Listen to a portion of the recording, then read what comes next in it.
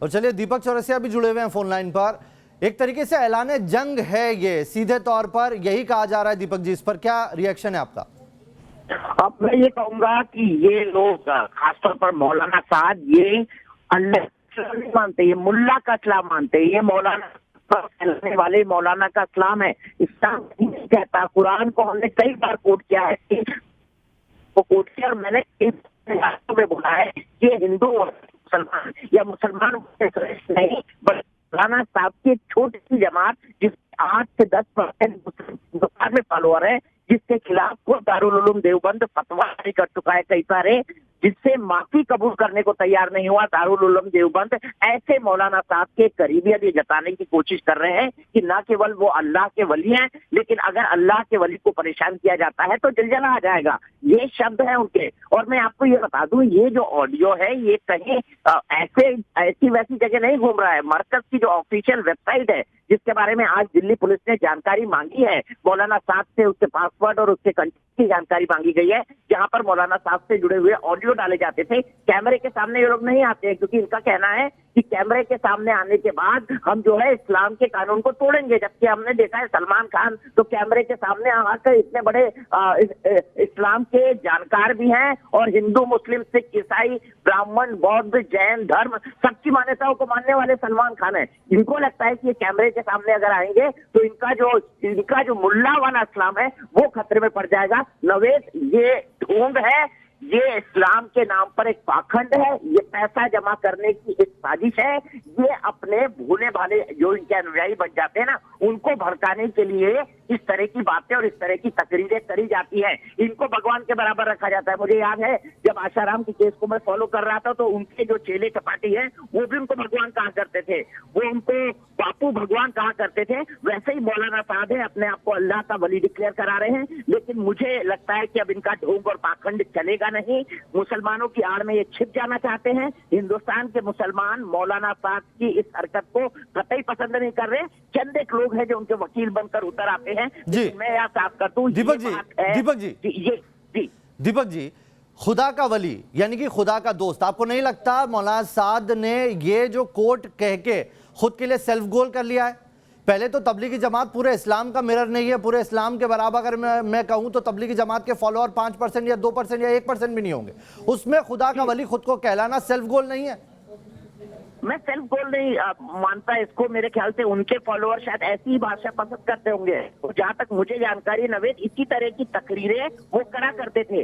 अब मरकज के अंदर जो लोग उनके विरोधी हैं, जिनसे लगातार मैं टच में, उनके समर्थकों और उनके विरोधियों से दोनों इस रिपोर्टिंग और अपने शो के दौरान वो कहते हैं कि वो इसी तरह की तकरीरें मरकज के अंदर करा करते थे। खुद को भगवान से अल्लाह से इक्वेट करते थे। वो ये बताते थे मैं जो कहूँ वो इस्लाम है, मैं जिन मान्यताओं को बताऊं वो इस्लाम है। अब देखिए कितना कॉन्ट्रडिक्शन है। उनके बगल में निजामुद्दीन की दरगाह है और औलिया निजामुद्दीन की दरगाह को उनके मरकज वाले मानते नहीं। और मैंने तो कई बार ये भी देखा है कि मरकज के लोग जो हैं निजामुद्दीन की दरगाह के सामने चले जाते हैं और जो लोग जा रहे होते हैं उनको पकड़ पकड़ के ले जाते हैं कि नहीं साहब मरकज चलो, असली इस्लाम यहाँ पर है। तो ये उनके अंदर का अंतर्द्वंद दिखलाता है। मैं साफ बता दूं, ये अल्लाह के इस्लाम को नहीं मानते, ये मुल्ला का इस्लाम प्रमोट करना चाहते हैं। और इसीलिए तबलीगी जमात बना है, इसीलिए तबलीगी जमात चल रहा है, और इसीलिए ये इतनी इंटरनेशनल साजिशें करते रहते हैं। इंडोनेशिया से बुलाते हैं, अजरबैजान से बुलाते हैं, कंबोडिया से बुलाते हैं, लाओस से लोगों को बुलाते हैं। मुझे समझ नहीं आता दिल्ली मरकज में इतने सारे जो लोग अलग अलग जगहों से आते हैं, ये बात कौन सी भाषा में करते होंगे? ये आपने महत्वपूर्ण बात कही है, क्योंकि अलग अलग कम्युनिकेशन कैसे होता होगा। रुमान, आपके पास आता हूं। जो दीपक जी कह रहे हैं कि मुल्ला का इस्लाम है उसी को बढ़ावा यहां पर देता हुआ दिखाई दे रहा है और खुदा का वली घोषित कर दिया है खुद की तरफ से, तबलीगी जमात ने अपनी तरफ से, तो क्या अब मौलाना साद को तबलीगी जमात वो ओहदा देने वाला है? और किस तरीके से भड़काया जा रहा है उनके फॉलोअर्स को साफ दिखाई पड़ता है इस ऑडियो क्लिप से। जमात ने यह ओहदा, देखिए बिल्कुल ये एक मैसेज है अपने जो तबलीगी जमात के लोग हैं उन तक पहुंचाने का कि मौलाना साद के साथ जुल्म ज्यादती हो रही है, इस्लाम के खिलाफ ये जंग हो रही है और खुदा खुद इसका बदला लेगा। अगर वली के खिलाफ कुछ होगा तो ज़मीन हिलने लगेगी।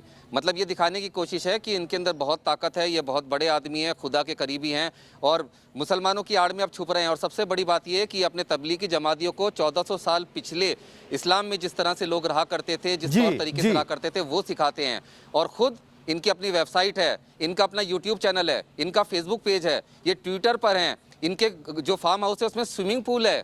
इस तमाम जो मॉडर्न जो ऐश का सामान है वो सब इनके पास है। महंगी से महंगी गाड़ी में ये चलते हैं, लेकिन जो इनके फॉलोअर्स हैं वो 1400 साल पुराने की पूरी रस्में रिवायतें करें ताकि उनका दिमाग ना डेवलप हो सके और ये हमेशा उनके ऊपर राज कर सकें। सिर्फ यही इनका एजेंडा है और वही आज भी कोशिश की जा रही है। इनको पता है कि ये फंस चुके हैं बहुत बुरी तरह से, लेकिन ये चाहते हैं कि विक्टिम कार्ड खेलें और जिस समय इनके खिलाफ कार्रवाई हो उस समय इनके जो इनके फॉलोअर्स हैं वो इनसे छिटके ना, बल्कि ये कहें कि अरे पहले भी ऐसा होता रहा है और अब भी देखो खुदा के वली के खिलाफ कार्रवाई हो रही है, इस्लाम खतरे में है, ताकि इनके फॉलोअर्स इनसे चिपके रहें। ये एक मैसेज है जो अफीम ये चटाते हैं अपने जमातियों को धर्म की, उसी का एक हिस्सा है, उसी की एक पुड़िया इन्होंने अपने तमाम फॉलोअर्स को और दे दी है। जी दीपक जी, आपको नहीं लगता कि इस ऑडियो क्लिप में कोई मैसेज भी हो सकता है जिससे सुरक्षा एजेंसियों को डिकोड करने की जरूरत है? कहीं ऐसा तो नहीं कुछ ऐसा करने के लिए कहा जा रहा है जो बाद में और दिक्कत पैदा कर दे? क्योंकि जमातियों ने क्या किया है वो हमने देखा है। जी हाँ, मेरे ख्याल से सुरक्षा एजेंसियों को इसके बारे में कार्रवाई करनी चाहिए, तुरंत कार्रवाई करनी चाहिए। किसने उनको मुफ्ती साहब को, मुफ्ती महफूज कासमी को ये ऑडियो बनाने को बोला, ये लैंग्वेज उनको किसने सजेस्ट की? दिल्ली मरकज के ऑफिशियल वेबसाइट पर लोड हुआ है? क्या मौलाना साहब ने खुद ने करवाया? क्या मौलाना साहब अब इस ऑडियो मैसेज के जरिए अपने समर्थकों को कह रहे हैं कि देखिए मैं खुदा के बराबर हूँ, खुद अल्लाह का वली हूँ और अगर मुझ पर कार्रवाई हो तो घर से बाहर निकलो, इसका विरोध करो? तो इन तमाम एंगल्स को, इन सारी चीजों को देखना पड़ेगा, इन सारी चीजों को परखना पड़ेगा और सुरक्षा एजेंसियों को इस पर नजर रखनी होगी। मेरे 23 तारीख को ये वीडियो अपलोड हुआ है, ऑडियो अपलोड हुआ है यूट्यूब चैनल पर और 23 तारीख के इस ऑडियो की जानकारी क्राइम ब्रांच को भी है हमारी जानकारी के मुताबिक, क्योंकि आज ही रुमान तो लगातार मौलाना साहब पर एक से बढ़कर एक ब्रेकिंग न्यूज कर रहे हैं। रुमान ने आज ही सुबह ये खबर बताई थी कि इनकी ये वाली ऑफिशियल वेबसाइट है जिससे पासवर्ड मांगे गए हैं, जिसकी पूरी जानकारी क्राइम ब्रांच ने मांगी है। तो मेरे ख्याल से क्राइम ब्रांच ऑलरेडी इस बात की तहकीकात कर रही है कि मुफ्ती महफूज कासमी के जरिए मौलाना साहब क्या मैसेज फैलवाना चाहते हैं, जो ऑडियो क्यों डाला गया है, किन परिस्थितियों में ऑडियो डाला गया है, क्या मौलाना साहब को विक्टिम बताने की कोशिश की जा रही है उनके समर्थकों के मन में? तो ये कई सारे सवाल हैं और सवाल उन लोगों से भी है जो अपने आप को मुस्लिम लोगों की रहनुमाई का दावा करते हैं। कई बड़े नेता जैसे असदुद्दीन ओवैसी हो गए, मुस्लिम समाज के बड़े चिंतक वर्ग हो गए, वामपंथी वो संगठन हो गए जो हमेशा ये कहते हैं कि आरएसएस का एजेंडा ये है कि मुसलमानों को परेशान करो। मौलाना साहब ने इतनी बड़ी गलती करी है, मौलाना साहब ने देश, इंसानियत और मानवता को खतरे में डाला है, लेकिन कोरोना फैलाने वाले मौलाना पर ऐसे तमाम नेता, सेक्युलर नेता, चाहे वो ओवैसी हो चाहे और कोई हो, वो सब खामोश है, सब खामोश है। वो एक तरह से खामोश रहकर मौलाना साहब को क्लीन चिट देने की कोशिश कर रहे हैं। लेकिन मैं मानता हूँ कि हमारी जांच एजेंसियां बेहद सशक्त हैं। वो अल्लाह के इस्लाम को न मानने वाले और मुल्ला के इस्लाम को प्रमोट करने वाले, कोरोना फैलाने वाले मौलाना को जरूर तिहाड़ जेल पहुंचाएगी।